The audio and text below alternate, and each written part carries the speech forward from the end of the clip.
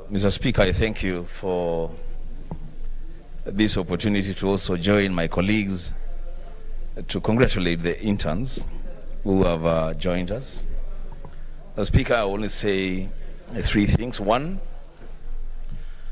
an internship program is very, very important for people who are interested in organic career growth.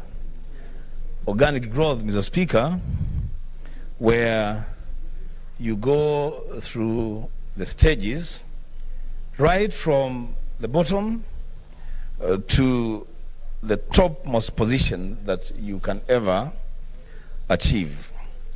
The Speaker, I want to tell the interns that personally I am a good product of internship.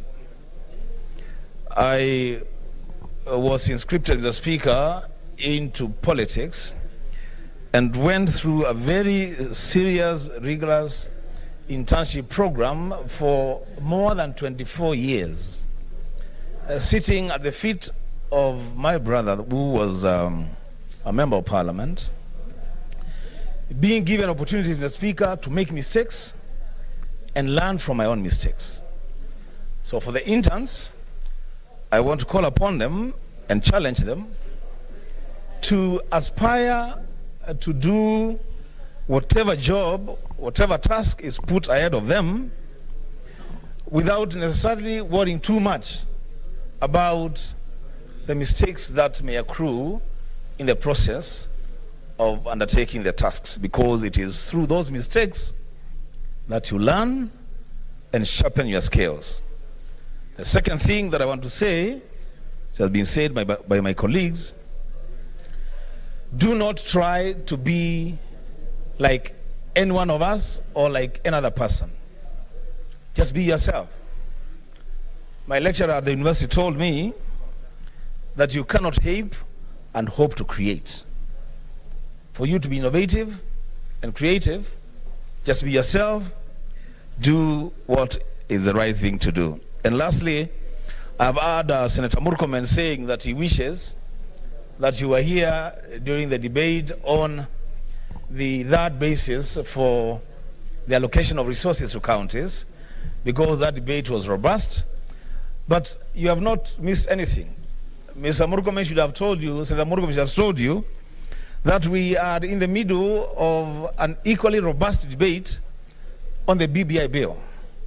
So take your time, learn the ropes, and aspire to be creative. The Speaker, I thank you. Senator Mudama Agnes Kavindu.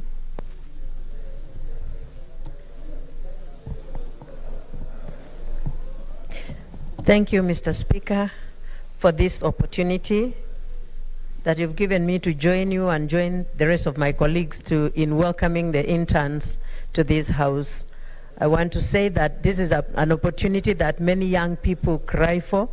They've always said that they want to be on the table where things are being discussed. And so this is an opportunity for you to learn and to encourage also others to join. I just want to tell you that as you learn, I'm sure God will be with you, and I'm sure you will go very far as you learn from this Senate House. Please take your time, do what is right, and desire to learn more and more. Thank you, Mr. Speaker. Senator Falhada Iman by virtue.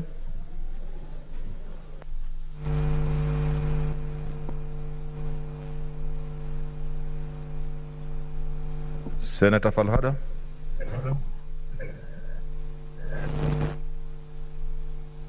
Thank you, Mr. Speaker. Am I heard? Yes, we can hear you, but we can't see you. Okay, yeah. Thank you, Mr. Speaker, for giving me this opportunity to join my colleagues to welcome the interns who are at the chamber today, gallery. Mr. Speaker, it is very, very important for the interns to be at the moment, because there's a crucial meeting going on, a discussion for the constitution amendments. Let's not welcome them at the chamber, please, Mr. Speaker. As Senator Mutula said, we can as well and assign them to different committees for them to learn more, and they can be better, because these are the future leaders. The youth are for future, they are future leaders. At the same time, there are people who are, going to drive this the country and well. So I welcome them. Thank you so much, Mr. Speaker. Order, senators. I just want to reiterate what I said in my communication about virtual contribution, that you must be in an office and in an environment that is clearly an office, not some funny motorbike or a bicycle or something like that.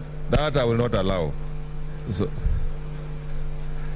I know that people can use motorbike, Senator Shionga.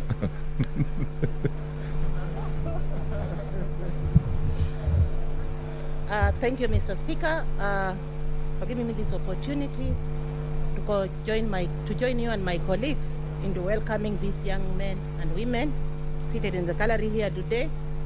I want to tell them that they are very fortunate. They are very fortunate enough to have joined the institute that have welcomed them to do practicals or to learn more from the institute. Mr. Speaker, mine is just to tell them that it is a noble idea that you chose. Make use of that opportunity, because there are many young women there who have done their courses, and where to get attachments or internship is very hard. One. Two, it is one of the best, the institute that you have chosen is one of the best that you can make wings out of it to fly. Make use of the opportunity, learn more. What you see here, leave it here, but take what makes you happy and go ahead. One day you might join us and be the best out of yourself. Be great women, be great men in Kenya. Welcome, and thank you very much for coming here. Thank you, Mr. Speaker, sir. Senator Olekina.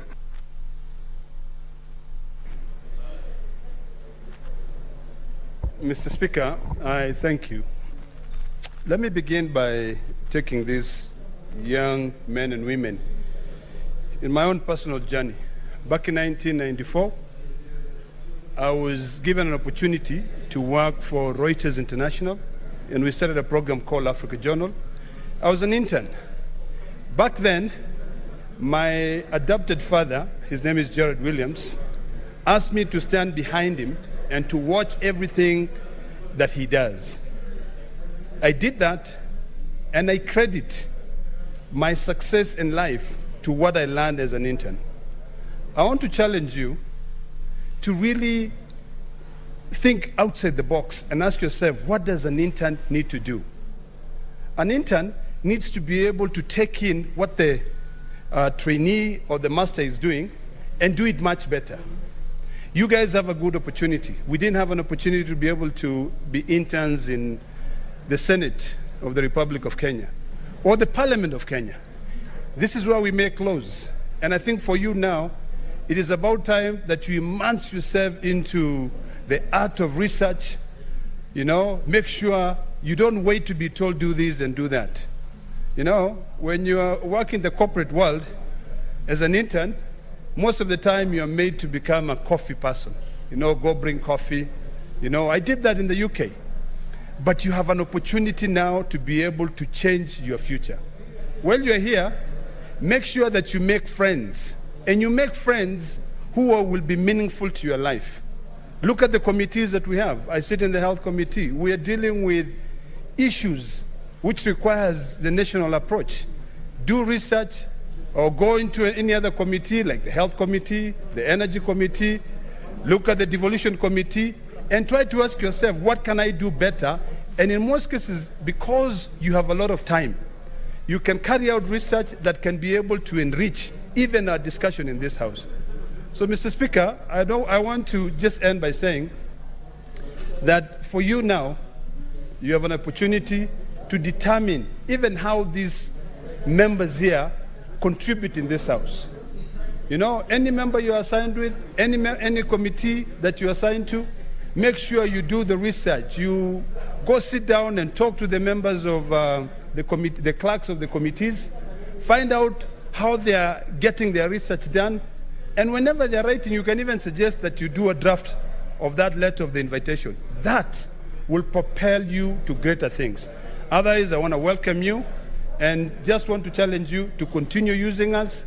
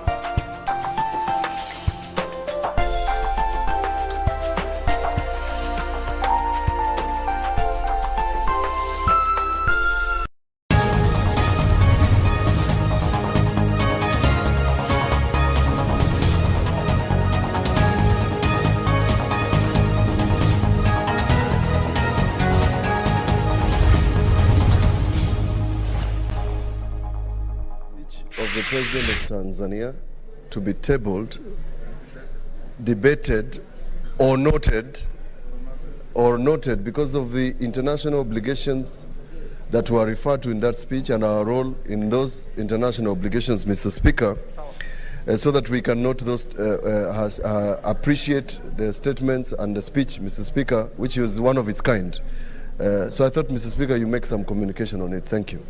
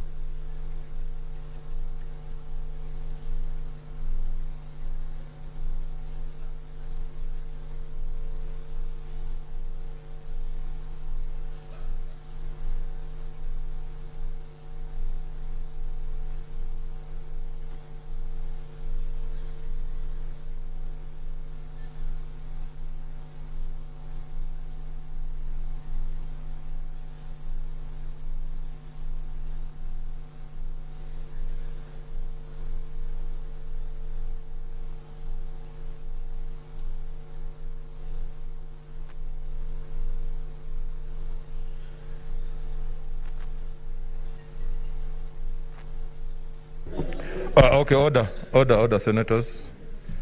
Of course, Senator Mutula Kilonzo Jr. has raised a very valid point. That's why you are being told to listen. You are walking around and you please listen to what is being contributed. So that is allowed. In fact, standing order number 24. 5 says, whenever the president delivers an address, a senator may, as soon as practicable, thereafter lay the presidential address on the table of the Senate following the reading of such address. As soon as, when it's practicable. So we are saying, once we are done with the BBI, because this is also important, we cannot disrupt the contributions, but immediately we are done with that, we will have it laid on the table, and then have it discussed. As soon as practical, if we conclude with this, then we will lay it and discuss. I don't foresee that happening today. Yeah, this is a special sitting.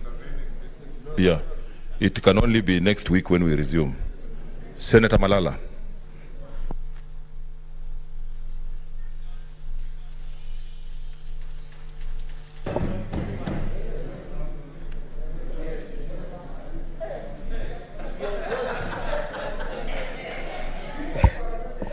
Thank you. Thank you, Mr. Speaker. Mr. Speaker, in the history of mankind and in various jurisdictions around the world, constitutional amendment processes are always a very important moment. And this calls for us leaders, Mr. Speaker, to participate and contribute in this very important debate, Mr. Speaker. As a leader, Mr. Speaker, in August 2017, I was elected to represent the people of Kakamega through my beloved party, ANC, Mr. Speaker. Mr. Speaker, Article 1(2) of the Constitution is very clear that the people may exercise their sovereign power, either directly or through their democratically elected leaders, Mr. Speaker. Mr. Speaker, so in my submissions today, these submissions are basically the voice of the people of Kakamega and the position of my party, ANC. I want to make it crystal clear today, Mr. Speaker, that my party position is that we do support BBI. We support the constitutional amendment bill that is before us, and that is the position of my party. We have cited various reasons as to why we support this very important document, Mr. Speaker. But just before I highlight one or two issues that we do take as a focal attention, Mr. Speaker, allow me first to comment on the process of amending our constitution, Mr. Speaker. Mr. Speaker, the drafters of the 2010 constitution were cheeky, Mr. Speaker, because, Mr. Speaker, I wonder how they provided for, and some of them are seated in this house, Mr. Speaker, complaining why we cannot even amend this document, and yet they participated in drafting the 2010 constitution, Mr. Speaker. Mr. Speaker, I wonder why such an important process can come through Parliament, and yet we cannot amend the proposals as brought before us, Mr. Speaker. Mr. Speaker, Parliament has been given a ceremonial role in this matter. I wonder why, Mr. Speaker, we spend a lot of time committing this very important document to the JLAC committee, Mr. Speaker. They sat in very expensive hotels in this town, Mr. Speaker, trying to consider this matter, Mr. Speaker, only to be told that we do not have powers to amend even a comma, Mr. Speaker. Mr. Speaker, nevertheless, I want to commend the JLAC committee who have interrogated and dissected this document and come up with a very good report, Mr. Speaker. It is sad that the findings of the JLAC committee are going not to help this document improve its current value, Mr. Speaker. It is important, Mr. Speaker, that in future, even as we amend this constitution, let us look at possible ways in which we can allow Parliament to interrogate and... Order, senators. Order. Respect the House. Cherargei, you have become so nomadic. Please try to, whatever you are doing, we may need to know. Senator Malala, proceed. Thank you, Mr. Speaker, for protecting me. Mr. Speaker, I was submitting as follows, that it is important in future, Mr. Speaker, when we shall have another opportunity to amend the law, let us give Parliament powers, Mr. Speaker, to amend and correct the inconsistencies of a bill that is brought before this House, Mr. Speaker. Mr. Speaker, it is my humble submission that in future, even before the bill goes for signatures, Mr. Speaker, let the bill come through this House. Let us do all the amendments that we are supposed to do before we go to collect signatures and subsequently go to the county assembly, so that we have an opportunity as Parliament, Mr. Speaker, to ensure that we exercise our powers as enshrined in the Constitution under Article 94 of the current Constitution. Mr. Speaker, I want to go back to why we support this document as a party. One, because of the aspect of devolution, Mr. Speaker. Mr. Speaker, I am a product of devolution. I was first elected as a member of County Assembly. I became the Deputy Speaker for Kakamega County Assembly. And here I am, the Senator representing the people of Kakamega. And therefore... What's your point of order, Senator Linturi? Mr. Speaker, I've had a lot of interest for a long time in following up the debate from my good friend Senator Malala, but I'm lost because I'm not able to follow him up clearly, because in this chamber we are discussing the Constitutional Amendment Bill, supposed to give us his ideas or opinion about us, a member of Parliament. I've even opened the Constitution under Article 96 on the role of the Senate. So having listened to him, the position he is advancing before this House is that position of a political party. Is he in order, Mr. Speaker, to come push for a position of a political party, or is supposed to debate this bill as a member of Parliament representing the people of Kakamega, and not a political position, a political party position?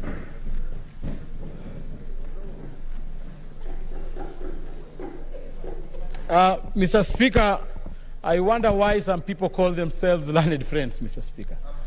We are in this House, Mr. Speaker, Senator, elected by the... Senator, don't impute improper motive on a colleague. Mr. Speaker, I was elected in this House by the people of Kakamega through a political party. Even when it comes to voting on the floor of this House, we are whipped based on our political parties. And therefore, it is not a crime for me to come and make submissions and elaborate the position of my party. I am a member of ANC, and I will still remain a member of ANC. Senator Cherargei, what's your intervention? Mr. Speaker, since I've settled down, I remember, Mr. Speaker, you have ruled before that we should desist bringing party issues to the floor of the House. And on many occasions, you have ruled us out of order when we have raised issues based on party issues. So is Senator Malala in order to bring party issues before the floor of the House?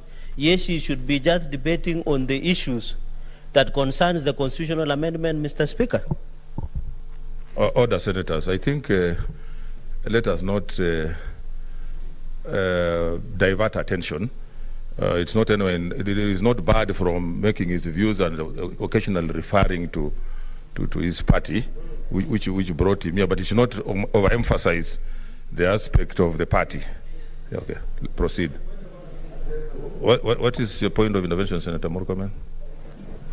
I agree and sympathize with your position, Mr. Speaker. Only that, Mr. Speaker, Mr. Speaker, only to, I don't know if my friend Senator Malala is in order to spend a lot of time praising ANC of late, Mr. Speaker. It's a phenomenon that has come in the last like 6 months, Mr. Speaker. Yet, Mr. Speaker, in the past, it was more focused on most of the time talking about NASA or ODM. Mr. Speaker, if he can just focus on the issues, it will save him a lot of comparison, Mr. Speaker, from his past life. Honorable Senators, you know, people have different ways of surviving. So,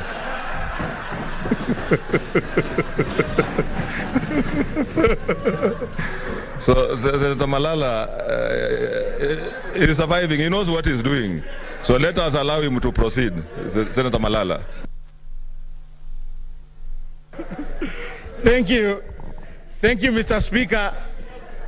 Mr. Speaker, if you realize that most of these members who are uneasy with me taking a party position do not have a definite political party at the moment, Mr. Speaker.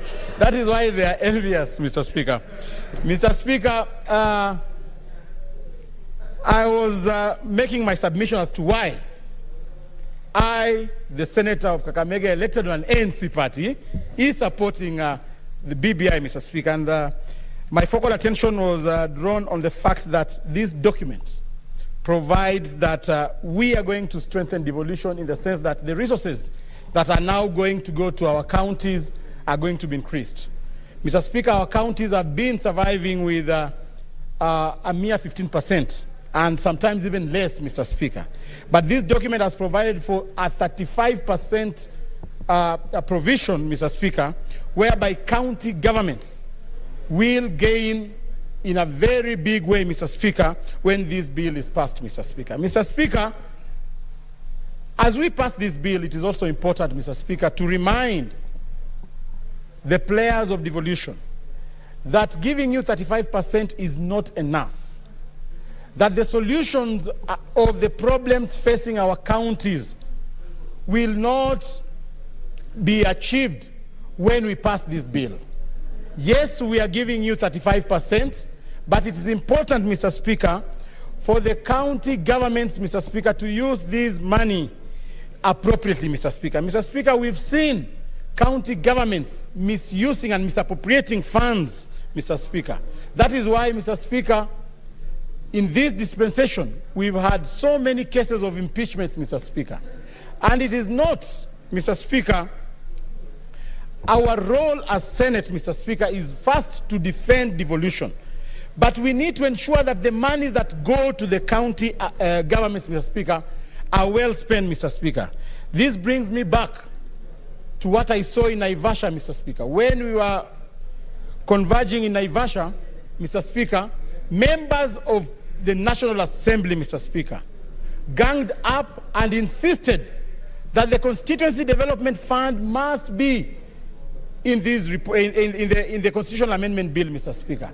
Mr. Speaker, I want to blame ourselves because, Mr. Speaker, we were unable to ensure that the Oversight Fund is encapsulated in this document, Mr. Speaker. It is important, Mr. Speaker, to know that most of the senators are unable to conduct their oversight roles in the county assembly, in the county governments, because they lack the infrastructure and the monetary muscle, Mr. Speaker, to ensure that they oversight the county governments, Mr. Speaker. Mr. Speaker, in a county like Kakamega, Kakamega is a very vast county. I can see a point of intervention from Cherargei. Hey.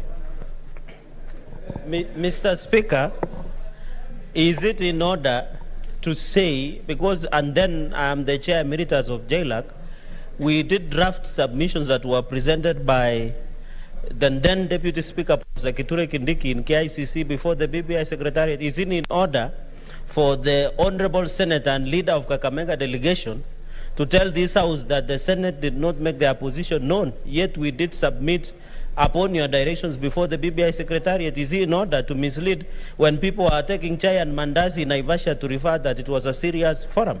Is it in order?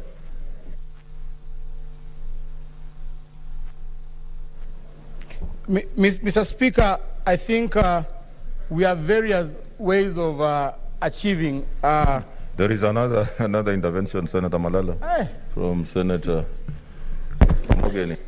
Yes, Mr. Speaker, you know this is a House of Record. And Mr. Speaker, Senator Malala, who is my good friend, is creating an impression before the House that in Naivasha, when members of National Assembly were agitating for CDF, that we never agitated for an oversight fund for the Senate. But everybody who was in Naivasha, and I have senators around me here, will confirm that we did make presentation, and I'm the one who spoke on behalf of senators, that the oversight fund should be included in the Constitutional Amendment Bill. But what happened, Mr. Speaker, is that whereas the position of MPs was taken on board and included in the proposed amendments to Article 206A, the position of the Senate was not taken on board. So it is misleading, Mr. Speaker, to state that the senators did not agitate. I think the correct position should be, Mr. Speaker, that we did put forth our position, but the drafters of this bill, for reasons that we don't know, opted to take on board the position of members of National Assembly, but left out the request that was put forth by the Senate. And Mr. Speaker, if you read the BBI report, my name appears on page 166 as one of the members of Parliament who made a detailed representation before the BBI task force. So it should not be left to mislead the House, Mr. Speaker. Senator Sakaja. Mr. Speaker, I know we're cautious, as we should be, of COVID. But my good chairman, Senator Omogeni, is doing us a great disservice. We love hearing his contribution, but when he wears 5 masks, you know, he's muffled. He's muffled, we can't hear his voice. And I am sure he had a good point. Could you just assure him to reduce at least even 3 and use 1 so that we can hear him when he's speaking? I've had nothing at all, Mr. Speaker. And he's a senior counsel. Don't deny us the benefit of hearing you, Senator Mugeni. Okay, but at least he has spoken. You're saying is the 1 mask is enough. It's like closing your eyes at night. I'm just wearing 2, not 5. Senator Malala, proceed. Thank you, Mr. Speaker. Mr. Speaker, I'm well guided by my colleagues. Mr. Speaker, I was submitting as follows that it is important that the 35% of the resources that we shall be pumping to the county governments must be used appropriately, Mr. Speaker. Mr. Speaker, we've seen county governments, and I will not mention names today. We've seen county governments which have not fulfilled their promises since they were inaugurated in 2017, and others even in 2013. Mr. Speaker, we have seen governors being brought before the CPIC committee and being brought here for impeachment, Mr. Speaker, having very grave allegations, Mr. Speaker, on misuse of public funds. And therefore, we want to give them notice, Mr. Speaker, that the 35% that we are taking to the counties is not money meant for corruption, is not money meant for accumulation of wealth, Mr. Speaker. It is very important, Mr. Speaker, for the county governors to know that we have fought for this 35%, and the 35% is meant to help the Mwananchi, Mr. Speaker. Mr. Speaker, prioritization of county projects is very key, Mr. Speaker. We have seen governments and county governments which prioritize only brick and mortar development, Mr. Speaker. Mr. Speaker, county governments are unable to initiate projects which are going to stimulate our respective economies at the county level, Mr. Speaker. Mr. Speaker, I have seen counties which have tried coming up with cottage industries, but other counties, Mr. Speaker, and I want to be very specific on this issue, Mr. Speaker. When you come to Kakamega County, Mr. Speaker, since 2013, we have no single flagship project which was launched and is functioning at the moment, Mr. Speaker. Mr. Speaker, it is very important, Mr. Speaker, as we take the 35% to the county governments, Mr. Speaker, we ensure as senators, we ensure that the county governments use the money in the appropriate way, Mr. Speaker. Mr. Speaker, I'm alive of the fact that this is the last financial year to the 2022 elections, Mr. Speaker. It is important, Mr. Speaker, as senators, having been given powers to oversight the county governments, we ensure that, Mr. Speaker, that when the county governments will be making their budgets of 2021, 2022, we ensure that we compel the county governments to complete their flagship projects, Mr. Speaker.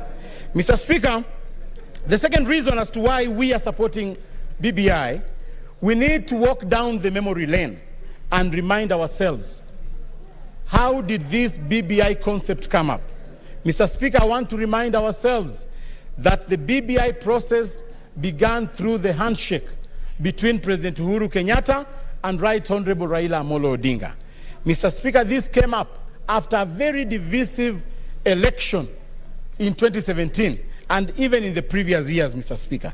Mr. Speaker, the handshake which gave birth to BBI was meant to solve certain problems.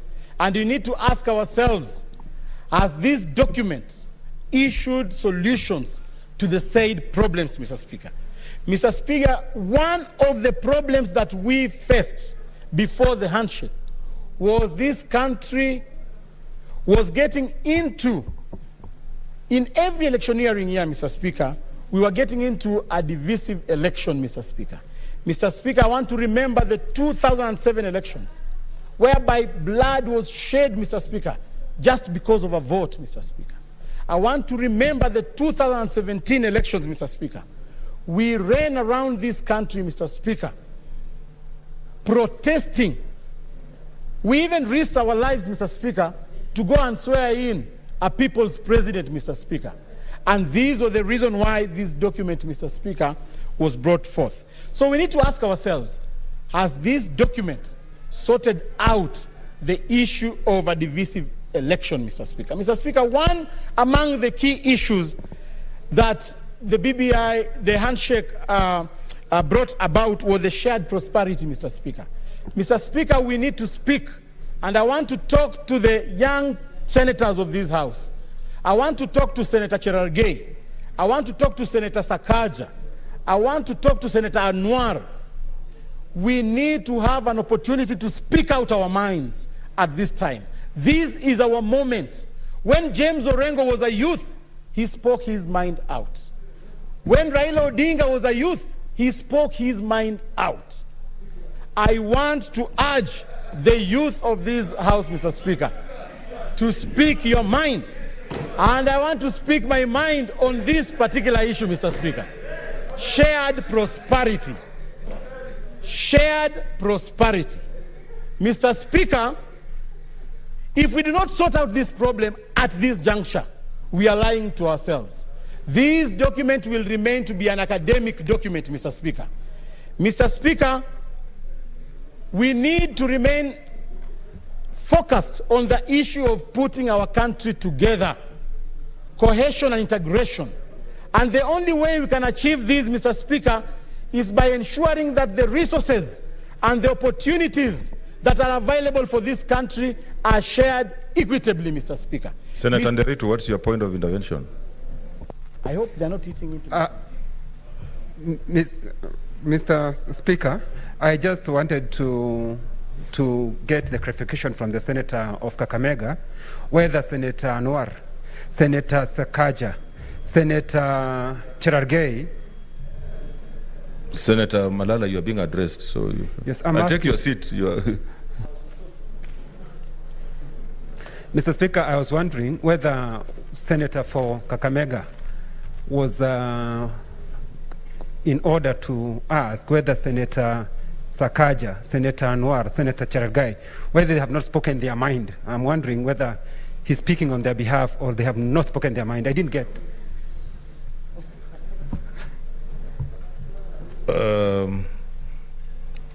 I think you just made reference to the youthful senators who are here, that this is the moment to speak. It doesn't mean they have not spoken.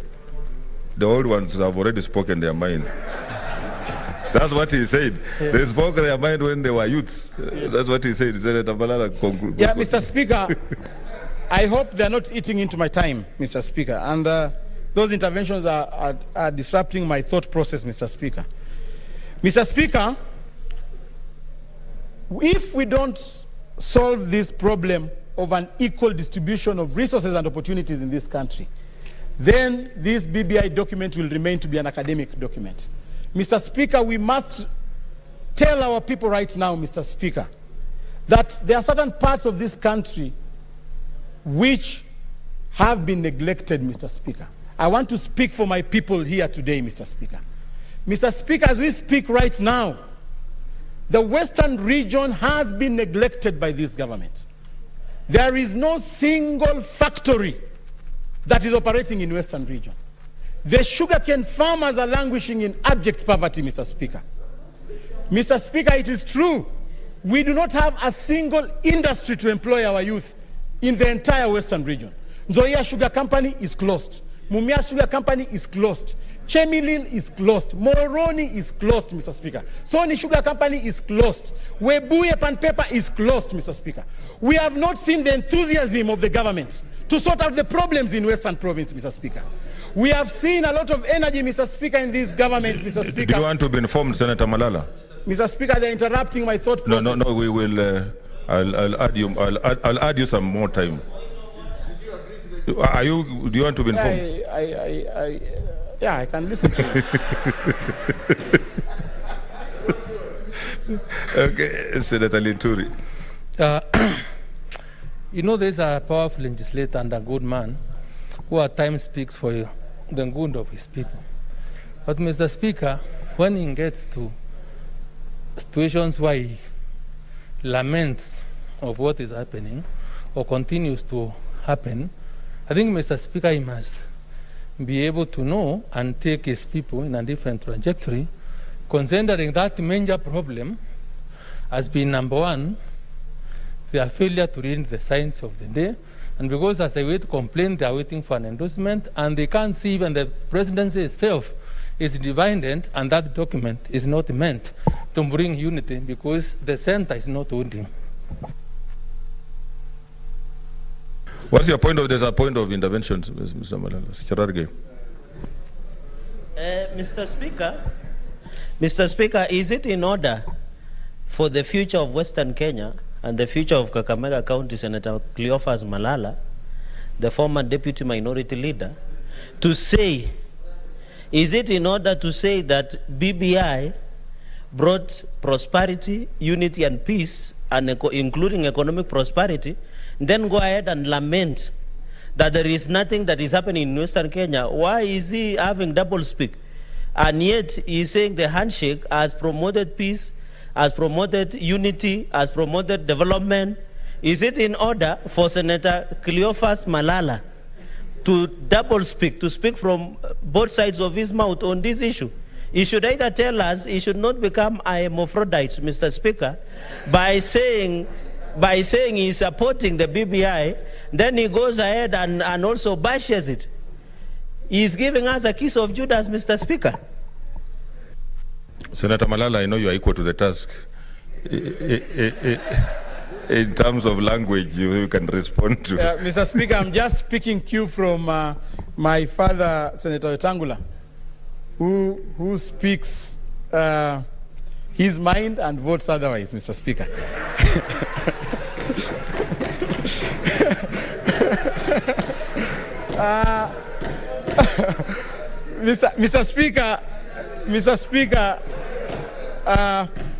Mr. Speaker, before I was interrupted, Mr. Speaker.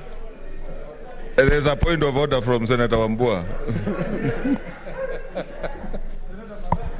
Mr. Speaker, is the Senator of Kakamega in order to impute improper motives on his uncle, Senator Moses Masika Wetangula? Can he give an example where Senator spoke differently from how he voted? I hope you are not holding brief for Senator Wetangula. I'm sure Wetangula will come and he will answer him appropriately. Senator Malala. Mr. Speaker, back to my point, Mr. Speaker. I was trying to illustrate how certain regions in this country, Mr. Speaker, have been neglected to the advantage of certain other regions, Mr. Speaker. Mr. Speaker, I would want to live in a country whereby the sugarcane farmer in Western region, Mr. Speaker, welcome,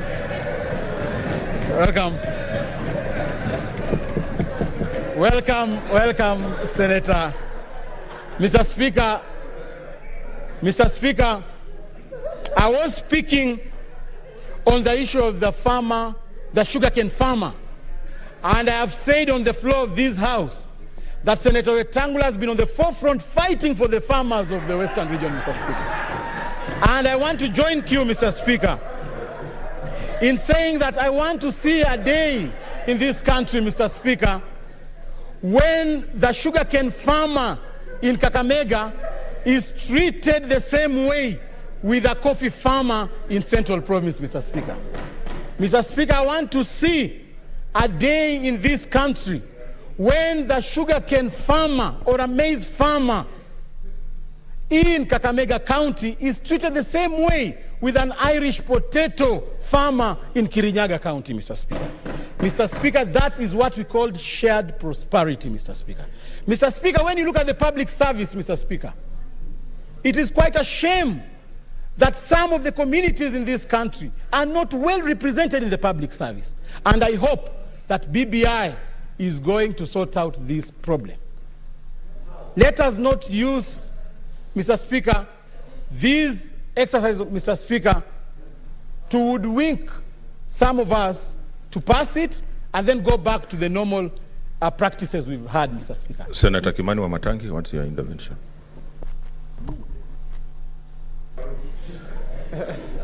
Mr. Speaker, You know, I know the senator for Kakamega was just about to conclude his contribution, but he misleads this House and misleads the country when he creates the impression that there is preferred or preferential treatment of farmers in central Kenya region, Mr. Speaker, because he says he would want to see a time when the sugarcane farmer in Kakamega will be treated like the coffee farmer in Mount Kenya region, Mr. Speaker. The coffee farmers of Mount Kenya region have tremendous problems, multiple problems that we are trying to address, which date back many years ago, Mr. Speaker. And so, creating the impression that, Mr. Speaker, that there is any preferential treatment of any farmers in Mount Kenya region, Mr. Speaker, is wrong, Mr. Speaker. And because I'm seeing Senator Wetangula in the usual style, Mr. Speaker, of coaching. coaching Senator Malala on how to come and answer and say that there is money that has been given preferably or in a preferred way to the farmers of Mount Kenya region. What's your point of order? My point of order, Mr. Speaker, is that there's a point of order from Senator Wet. Or is on a point of order? Mr. Speaker, my point of order is very simple, that there is no preferential treatment that is preferred against the farmers of Mount Kenya region, that all the problems that and challenges that the farmers of this country are facing are uniform. And what we should be addressing is how are we going to ensure that the problems that farmers, who are people who contribute largely into this in this country's welfare, how are we going to resolve their problems? But not to try and create a division in between, giving the wrong impression, Mr. Speaker. There's another point of order from Senator Wetangula.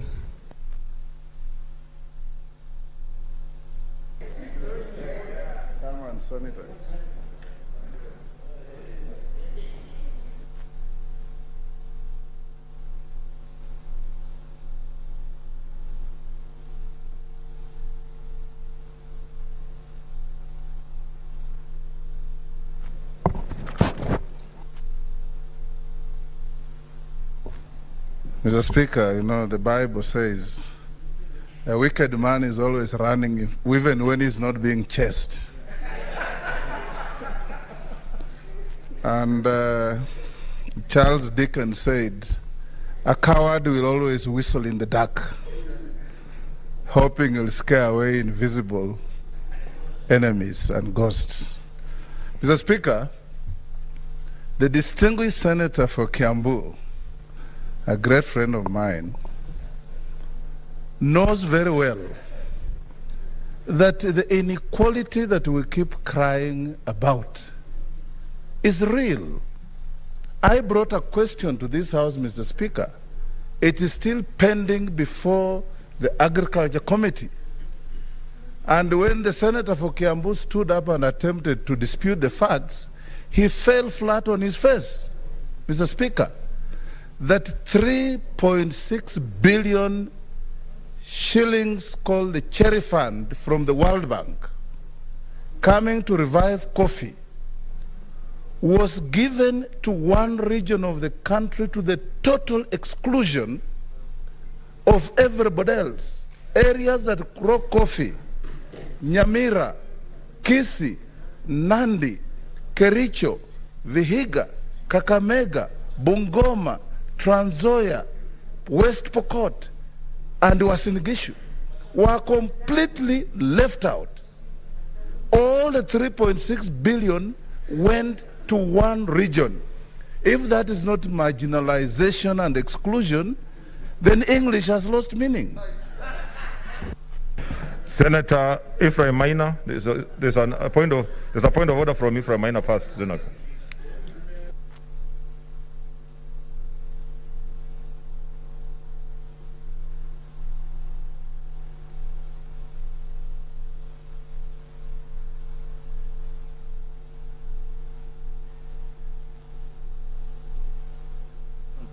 Which is always being propelled, that Central Province has been favored during colonial days.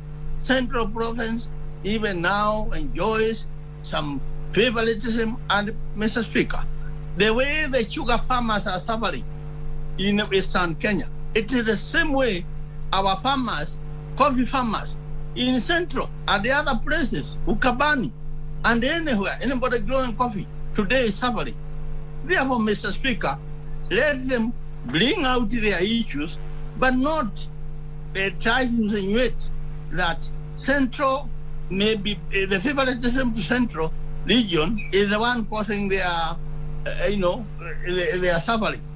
Mr. Speaker, I want to remind Mr. Malala what they have been told many times.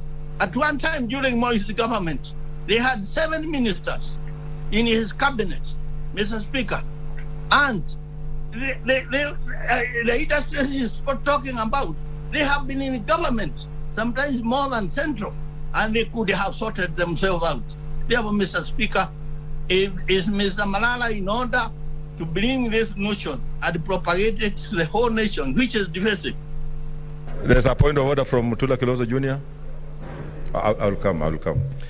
Mr. Speaker, I think we're splitting hairs. That's one. In recognition of marginalization in this country, the Building Bridges Initiative acknowledged that Kenya has marginalization.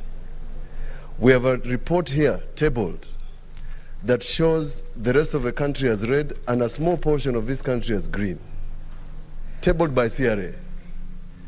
In fact, at some point, and I've said this on the floor, that verse in the Bible that says, those who have more shall be given, and those who have little, even the little they have shall be taken away from them, is a true story of Kenya.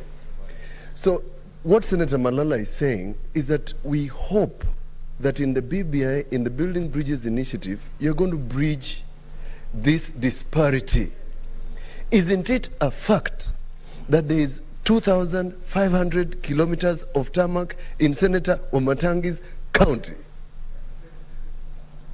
whilst there is 750 kilometers of tarmac in Kakamega? The whole county. It's a fact. So let's not go into those details, because if we do, this debate is going to degenerate into why the rest of the country is red, and I will bring the marginalization policy which I have in my office, and the rest of the country, some parts of the country are green. Thank you. Just a minute, Harake.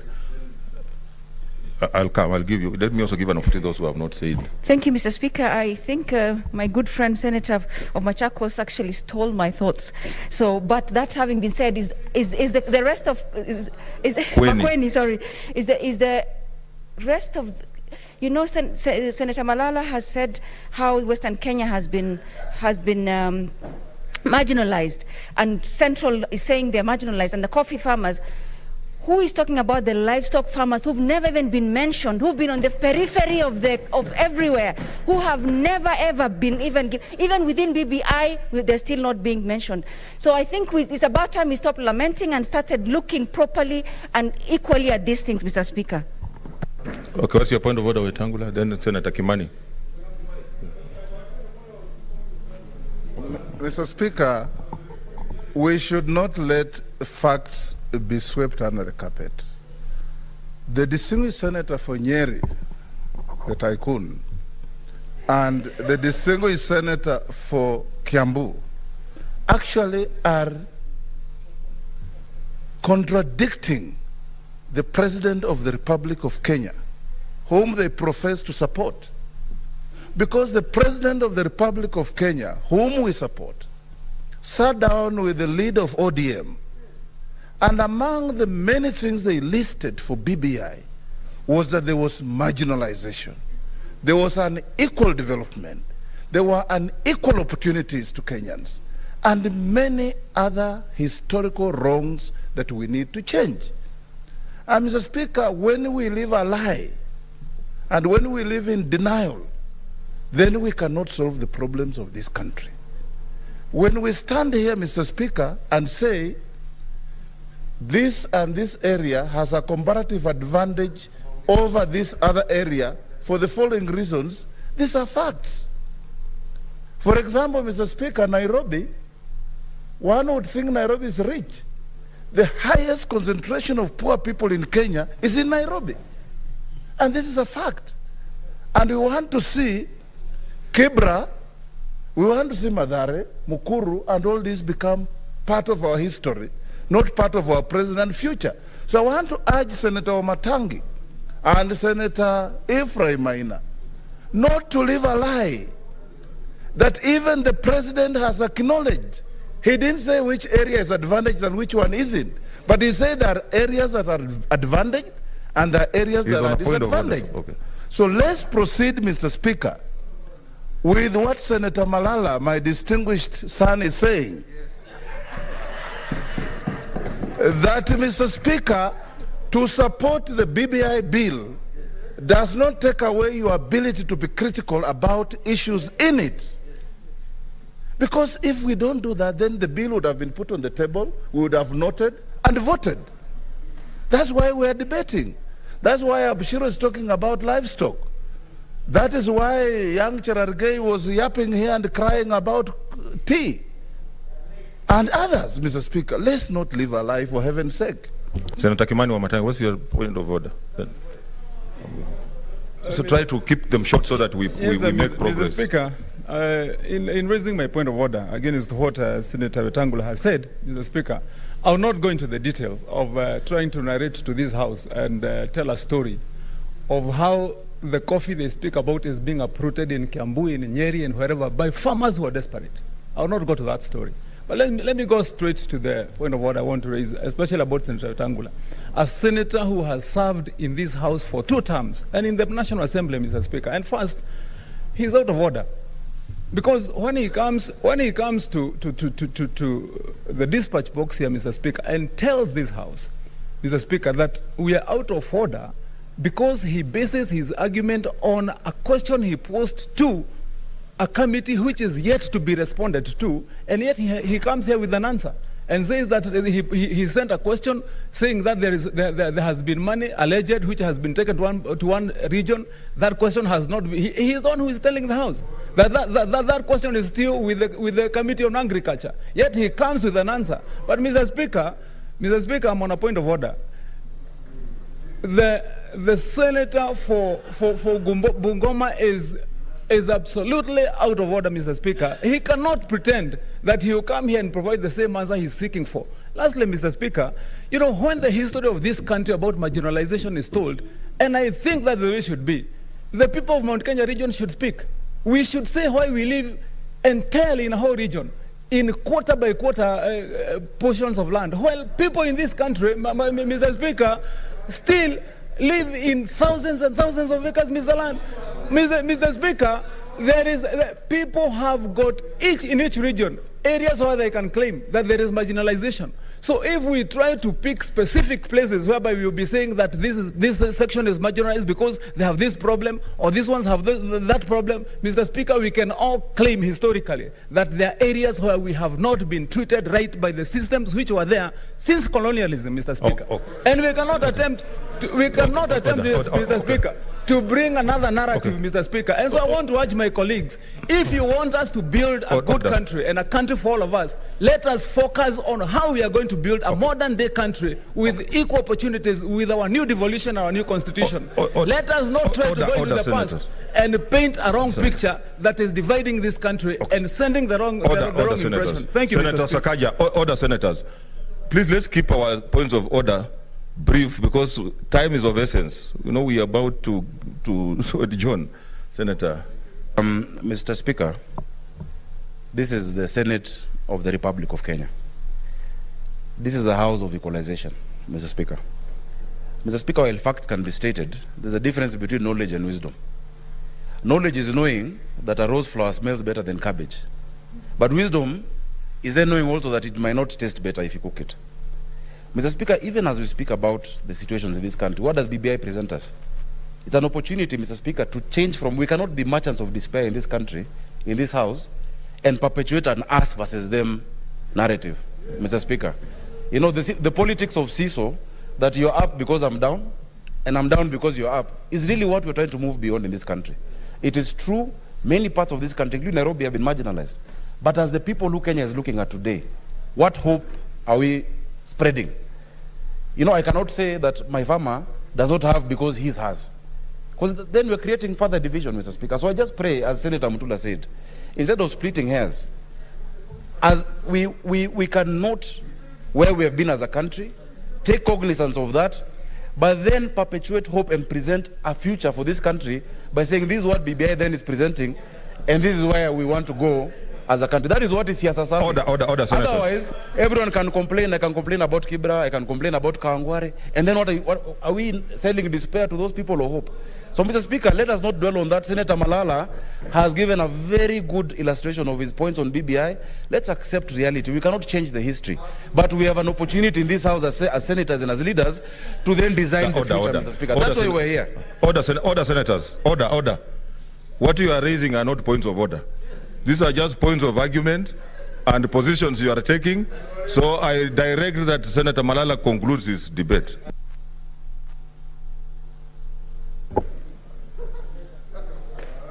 Thank you, Mr. Speaker. In my valedictory remarks, Mr. Speaker, I want to hope that this document is going to sort out the mess that we've had in the public service, Mr. Speaker. And facts are facts, Senator Wamatangi.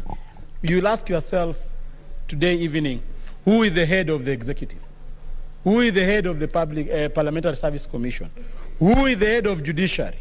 Who is the chairman of KRA? Who is the Director General of KRA? Who is the Governor of CBK? Who is the KDF Chief General Staff? Who is the Attorney General? Where does he come from? Who is the Solicitor General? Who is the Head of Public Service?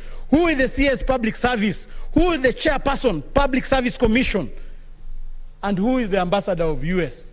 We cannot lie to ourselves, Senator Wamatangi. Answer yourselves those questions and you'll come to a reality that we have marginalization in this country. Mr. Speaker, in this country we've been having recruitment for army officers across the country, across all districts. But since independence, we've not had our Nyonyi heading the army. We've not had our Fula heading the army. We've not had an IG called Walubengo. Mr. Speaker, is it that certain people from certain communities qualify more than others, Mr. Speaker? Mr. Speaker, as I finish, Mr. Speaker, and I would like to request, Mr. Speaker, that you give me... Come on, Senator. Order, senators. Let him conclude so that we are able to move. This argument, order, senators. I will give you an opportunity to bring statements so that you argue. Okay, what's your point of order? Mr. Speaker, you know, I thought it is you, Mr. Speaker, you've just given a ruling a few minutes ago on the way to proceed. But Mr. Speaker, I'm unsettled when again you allow the senator for Kakamega on the same trajectory, and you alluded very well to what Senator Sakaja said. Now he starts naming names and saying we've never had. Why isn't he saying why do we have Alusaka as the Speaker of the Senate? Why? I mean, why isn't he saying that, Mr. Speaker? You know, and if he wants to send us on the same journey, my friend, we can go and get a list of every person from the people you're naming who has served and who is serving in the positions in Kenya. That narrative is a lost narrative. That's a narrative to divide the country, and that cannot be allowed in the modern day Senate, Mr. Speaker. We are doing the wrong thing. He cannot be allowed to continue to tell this country that we are divided along divisive lines of tribalism, Mr. Speaker, in modern day Kenya. And then he gets away in the Senate. He cannot. Okay, you have made your point of order. What's your point of order, Senator Cherargei? Thank you. Thank you, Mr. Speaker, sir. I wouldn't want to go to that trajectory. Is it in order for Senator Cleophas Wahungu Malala to mislead Kenyans that under Article 11A, the issue of marginalization and the development in some regions of this country has been addressed by this constitutional amendment? Is it in order to mislead Kenyans? Because there is nowhere under shared prosperity that has even remotely addressed the issues of marginalization. And is it in order under Constitution 2010, Mr. Speaker, the current constitution we have? It has tried to address issues of marginalization. Is it in order to mislead Kenyans that under the BBI or this constitutional Article 11A of BBI on economic and shared prosperity, there is no way. Is it in order for him to mislead Kenyans? And Mr. Speaker, finally, I agree with Senator Wetangula because we sat in the same committee where 3.6 billion cherry fund was given to one region. Nandi never received even a single cent from the World Bank. So some of the facts, Mr. Speaker, I want to advise my colleagues are very stubborn. You can't change. Senator Malala, conclude. I'm finishing. Mr. Speaker, I want to assure you that I'm finishing.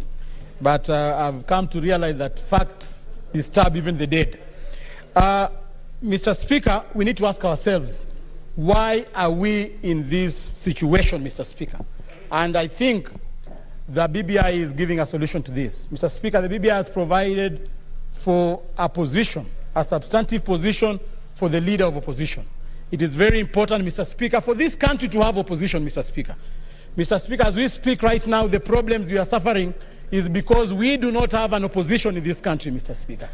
Mr. Speaker, when I was in Standard 6, Mr. Speaker, in my civics lessons, Mr. Speaker, I learned that Parliament is made up of the Speaker, the government side, and the opposition side. Mr. Speaker, when I was admitted in this Senate, Mr. Speaker, I have seen the opposite. It has made me, Mr. Speaker, think that my geography teacher... Okay, you only have 1 minute. I know you are interrupted. 1 minute. Conclude. I'm finishing. Mr. Speaker. Mr. Speaker, we do not have an opposition that checks the government here, Mr. Speaker. Mr. Speaker, a case in example is this House, Mr. Speaker, where the leader of majority and the leader of minority walk majestically in the corridors of this parliament as co-joined twins, Mr. Speaker. Nobody is checking each other, Mr. Speaker. Mr. Speaker, it is important that as we pass BBI, we provide a slot for the opposition, Mr. Speaker. Mr. Speaker, I want to finish by saying that we do support the BBI process. Personally, I will vote yes. I want to preempt that because this is a document that is going to unite Kenyans, Mr. Speaker. I will join and follow suit the direction being given by my leader, Honorable Musalia Mudavadi, and Honorable Moses Masika Wetangula. If they say left, I will go left. Thank you, Mr. Speaker. Okay. Order, senators. I think this House is so well endowed with talent. I want to appreciate Senator Margaret Kamar. What's your point of order, Senator Wambua?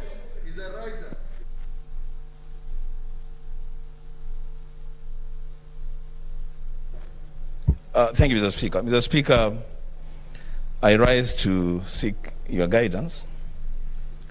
Mr. Speaker, on the 29th day of April, I presented to your office proposed amendments to this bill that we are debating today. The Speaker, I rise to request that you give an indication as to when you're going to give a reasoned ruling on the fate of the proposed amendments. I have tabled 5 amendments, proposed amendments, Mr. Speaker, and so that we are certain as to what direction we are taking, Mr. Speaker, I would request that you give a reasoned ruling on each of the proposed amendments to know where we stand on this matter, Mr. Speaker. I thank you. Okay, okay, Senator Sakaja. Thank you, Mr. Speaker. Mr. Speaker, I want to concur with Senator Wambua, not because I support what he's asking for in terms of the content, but because I support why he's asking for it. Mr. Speaker, the day before yesterday, there had been very reasoned and researched 2-hour ruling given in the National Assembly in terms of processing of BBI, in terms of the questions that have been asked by the members of the National Assembly, and whether we agree with the content of it or not. Of course, if you read my minority report, that is where my thinking is. But Mr. Speaker, that ruling gave direction to his House in terms of how they process this debate. Mr. Speaker, if you remember in the Senate Business Committee that was held on Monday, I asked for the same. That even as we process this, it will be important because this house is not subservient to any other house. This house is not an appendage of the National Assembly. The Speaker of the National Assembly is not your senior. Mr. Speaker, as a house, because Article 257 is clear that each house shall process the bill. I want to support the fact that it will be very important that all the questions, if you go to the Hansard, that were asked from the day the bill was tabled to all those who have spoken during the second reading, be responded to before we get to the vote on the second reading. Mr. Speaker, that will give clarity to members whether they want to prepare any amendment, and I personally hold that there should not be none, but it is important for you, Mr. Speaker, to give us that direction as a House as we move forward. Thank you, Mr. Speaker. Yes, Senator Wetangula.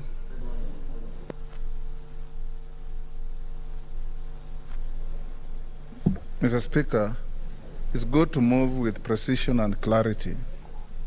And Senator Wambua's point of order and request is well-founded.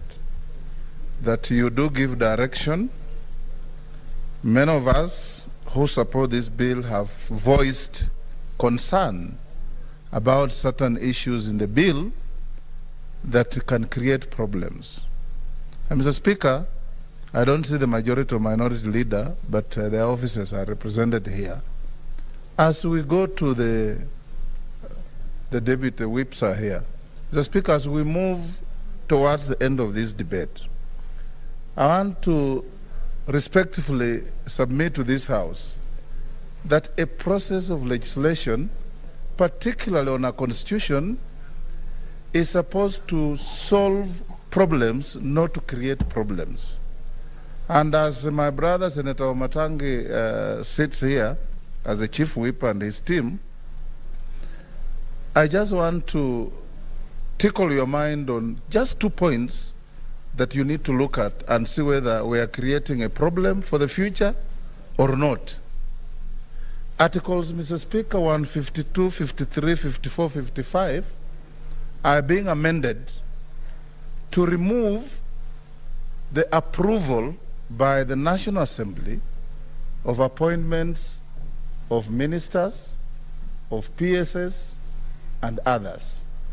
But, Mr. Speaker, fundamentally omitted is an amendment to Article 132, which remains intact in the Constitution, will remain embedded in the Constitution, and it says the President shall, among other things, that is 132.2 for Senator Wamatangi, that the President shall nominate, with the approval of the National Assembly, appoint and may dismiss Cabinet Secretaries, Attorney General, Secretary to the Cabinet, Principal Secretaries, High Commissioners, and so on. Now, when you have removed that vetting in the other articles I've cited, and you have left it intact in Article 132, how are we going to reconcile the provisions of the Constitution? Because somebody will walk to court, and I'm being gratuitous, Senator Matangi, to you and others, that somebody will walk to court and say, Senator Linturi has been appointed a minister, but has not been vetted in accordance with Article 132, is not being touched, and can therefore not hold office. So these are some of the things, Mr. Speaker, I'm just finishing. These are some of the things that those who want to say as is where is must also look broader and see whether we're creating a future problem or not. Just like putting the schedule in the draft bill of the constituencies created, but leaving the authority, the constitutional authority of IEBC, to be the sole authority to delimit and allocate constituencies intact. That again creates a problem. So we're just saying, Mr. Speaker, that we want this bill to go through, but let's not go through and create future problems. Let it go through and make it easier to run our country. And those who are, before, I'm not, Mr. Speaker, bring an amendment. I've asked those who are dealing with the issues to bring amendments if they wish. But the ruling will be yours. As Sakaja says, Mr. Speaker, you are not subordinate to any other house. You are not subordinate to any other speaker. Your ruling must be grounded and founded on your thought process as the Speaker of the Senate. Senator Mutula Kilonzo Jr.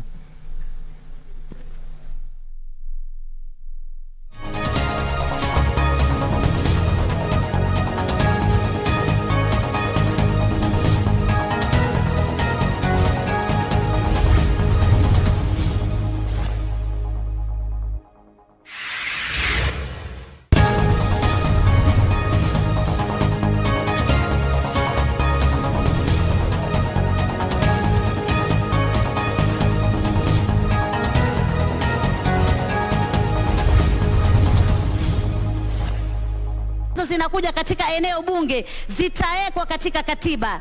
Hivyo basi wale wakereketo ambao watakuwa wamezoea pengine kupinga pesa kama hizi ambazo zimemsaidia mlala hoi na yule maskini pale mashinani, fedha hizi zitajulikana tu sawia na zile pesa ambazo zinaenda kwenye kaunti zitakuwa zimewekwa katika katiba, Mheshimiwa Spika, na hilo ni jambo zuri sana Mheshimiwa Spika. Mheshimiwa Spika, pia vyama vya kisiasa vitakuwa lazima vihakikishe katika members, just order. Honorable members, should you want to approach the table, there is a place you approach through. What you are doing here is something that has never been seen in it has never been seen at all. It has never been seen at all. I am a bit disappointed. I wouldn't mind one of the members I have seen going there, but I'm disappointed with two who are very long-serving members of this House. I know you are coming here to take the screenshot of what is happening on the list, which is perfectly in order. Please come from the other side and take the screenshot. Yeah, I mean, that is okay. You are perfectly allowed to do that. But please, what I have seen here is a very new phenomenon. Proceed and actually finalize because your time is over.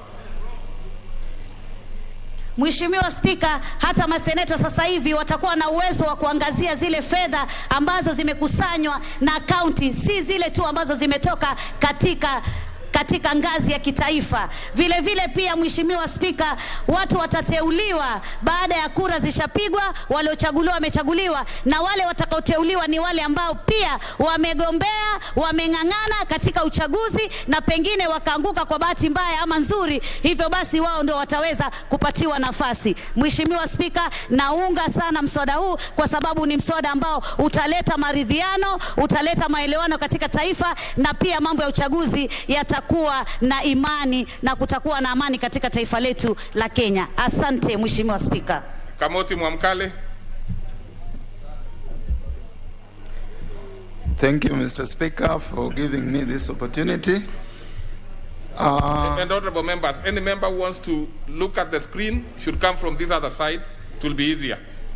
And please also keep safe distance. Do not go very close to the clerks. Just they can give you information there.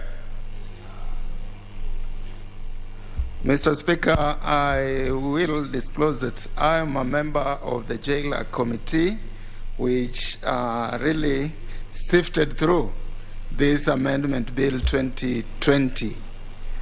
And on that note, I would want to thank our Speaker for the ruling that he gave in this House.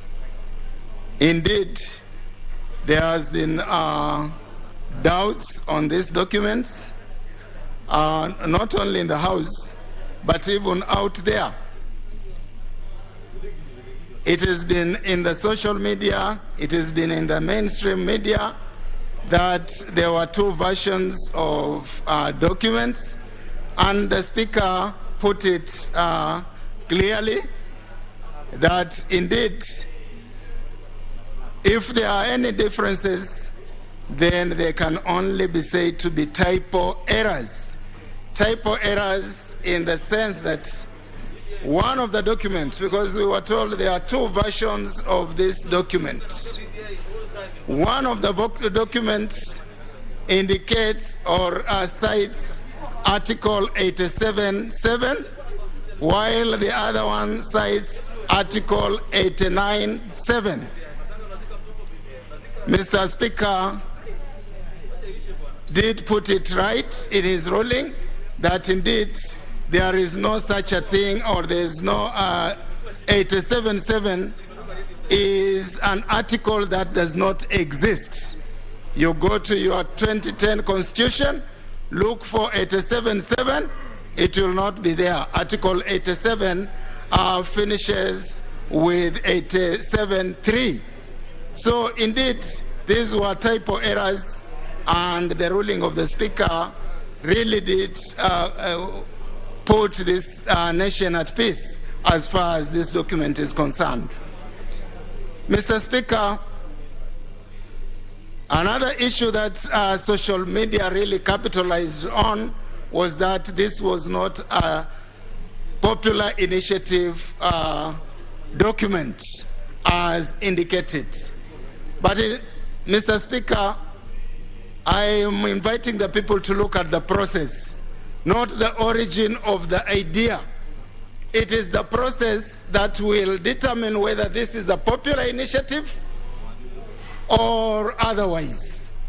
And indeed, it is clear in even in our 2010 Constitution that a popular initiative is one that is backed by the people, is one that comes from the people, and to appreciate this, people should look at the episodes before the handshake and the handshake itself.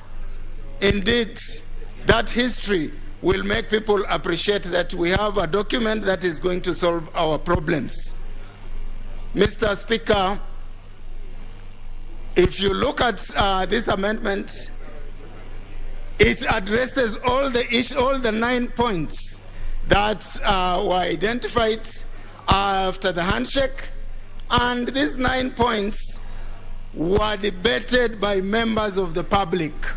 The task force that was formed, the BBI task force, went around the 47 counties, and I'm happy to report that when they were in Coast Region, the people of Rabai were invited, and we sent our delegation, and they had their input in this document.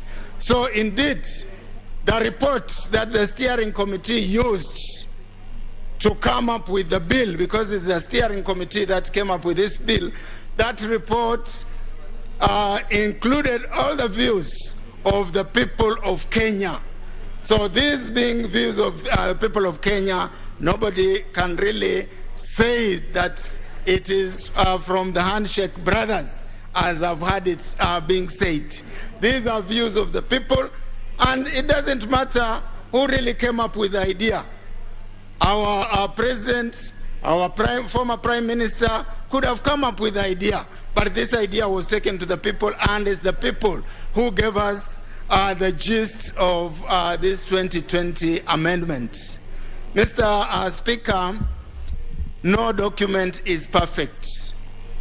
No document is perfect, and we are amending it now, and this will not be the last time this document is amended, because it will not even make it perfect. But I'm inviting members of parliament, I'm inviting members of the public to look at the greater good, to look at the provisions that Mwananchi has been looking for, the needs of the people of Kenya. Mr. Speaker, I come from Rabai. This is in the Coast Region.